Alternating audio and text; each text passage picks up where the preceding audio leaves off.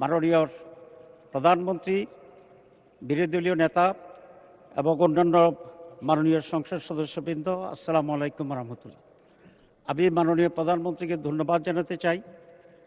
সাংবিধানিকভাবে কার্যপ্রণালী বিধি অনুসারে আজকের এই মহান সংসদের সভাপতি করার জন্য যার নাম প্রস্তাব করেছেন, উনি অত্যন্ত একজন সজ্জন, উনি অত্যন্ত প্রাচীন রাজনীতিবিদ। উনি যে দলই করুন না কেন, আমি মনে করি দেশের সকল মানুষের ওনার প্রতি আস্থা এবং শ্রদ্ধা আছে। মাননীয় প্রধানমন্ত্রীর এই প্রস্তাবকে আমরা বিরোধী দলের পক্ষ থেকে পূর্ণ সমর্থন জানাচ্ছি।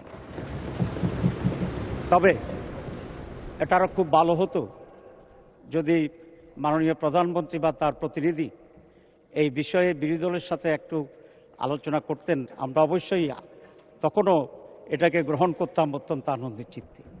তো আমি আশা করি আগামীতে এই ধরনের যে সমস্ত বিষয় আসবে আলোচনা করা সম্ভব।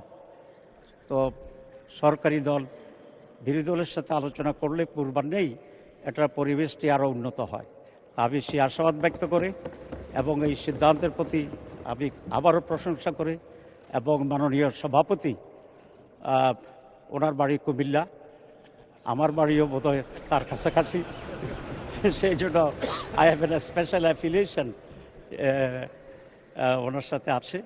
সব মিলিয়ে অত্যন্ত আনন্দ চিত্তে সমর্থন পুনঃব্যক্ত করে ধন্যবাদ জানিয়ে শেষ করছি।